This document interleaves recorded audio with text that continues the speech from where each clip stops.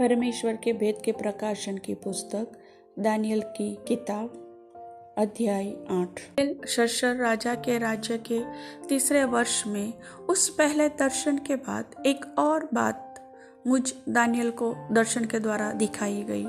जब मैं एलाम नामक प्रांत में शूशन नामक राजगढ़ में रहता था, तब मैंने दर्शन में देखा कि मैं उल्ले नदी के किनारे पर हूँ। फिर मैंने आँख उठाकर देखा कि उस नदी के सामने 2 सींग वाला एक मेढ़ा खड़ा है।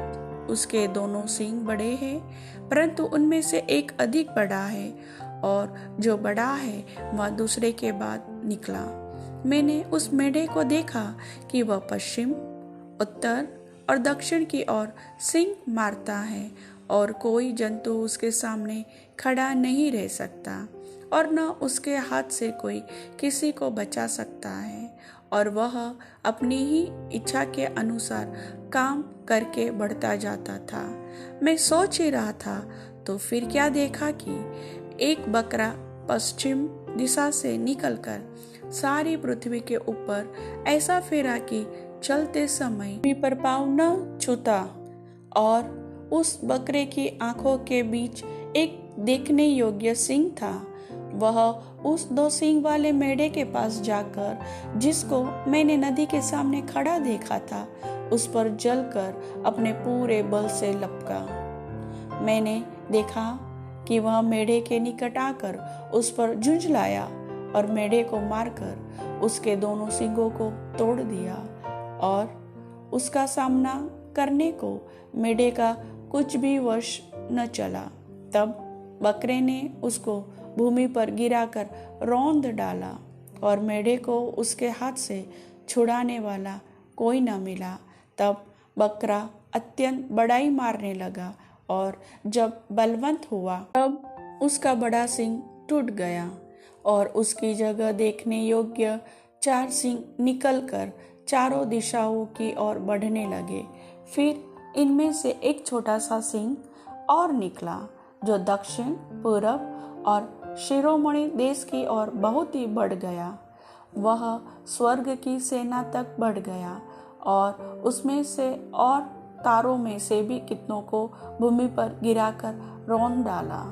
वरन वह उस सेना के प्रधान तक भी बढ़ गया, और उसका नित्य होम बलि बंद कर दिया गया, और उसका पवित्र वास स्थान गिरा दिया गया, और लोगों के अपराध के कारण नित्य होम बलि के साथ सेना भी उसके हाथ में कर दी गई।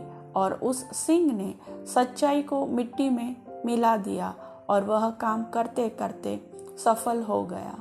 तब मैंने एक पवित्र जन को बोलते सुना।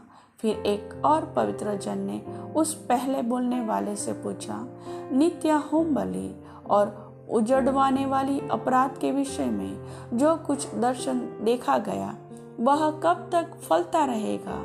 अर्थात पवित्र स्थान और सेना दोनों का रौंदा जाना कब तक होता रहेगा? और उसने मुझसे कहा, जब तक सांझ और सवेरा 2300 बार न हो, तब तक वह होता रहेगा। तब पवित्र स्थान शुद्ध किया जाएगा। यह बात दर्शन में देखकर मैं दानियल इसके समझने का यत्न करने लगा। इतने में पुरुष के रूप धरे हुए कोई मेरे सम्मुख खड़ा हुआ देख पड़ा। तब मुझे उल्ले नदी के बीच से एक मनुष्य का शब्द सुन पड़ा, जो पुकार कर कहता था, हे गब्रिएल, उस जन को उसकी देखी हुई बातें समझा दे। तब जहाँ मैं खड़ा था, वहाँ वह मेरे निकट आया, और उसके आते ही मैं घबरा गया और मुंह के बल गिर पड़ा। तब उसने मुझसे कहा, हे मनुष्य के संतान, उन देखी हुई बातों को समझ ले, क्योंकि यह दर्शन अंत समय के विषय में है। जब वह मुझसे बातें कर रहा था, तब मैं अपना मुंह भूमि की ओर किए हुए भारी नींद में पड़ा था, परंतु उसने मुझे छूकर सीधा खड़ा कर दिया।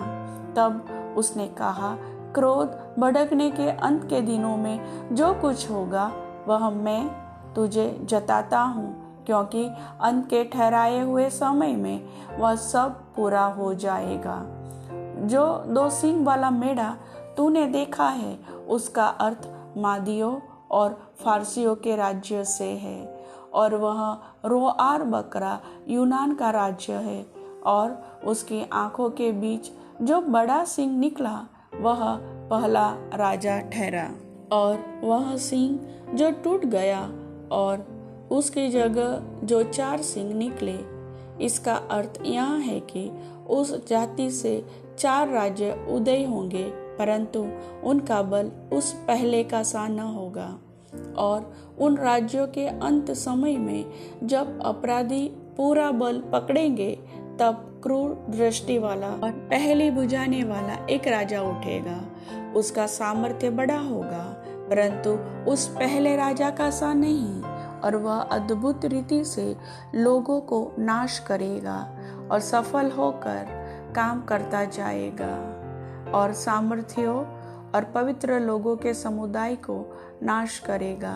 उसकी चतुराई के कारण उसका छल सफल होगा, और वह मन में फूलकर निडर रहते हुए बहुत लोगों को नाश करेगा।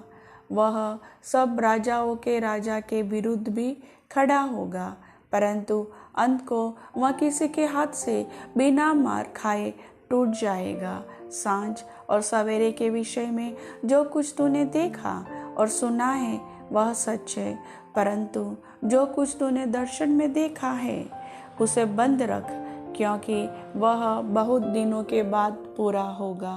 तब मुझ दानियल का बल जाता रहा, और मैं कुछ दिन तक बीमार पड़ा रहा। तब मैं उठकर राजा का कामकाज फिर करने लगा, परंतु जो कुछ मैंने देखा था, उससे मैं चकित रहा, क्योंकि उसका कोई समझाने वाला न था। प्रभु वचन के सुनने वाले सभी भाई बहनों को आशीष दे। आमीन।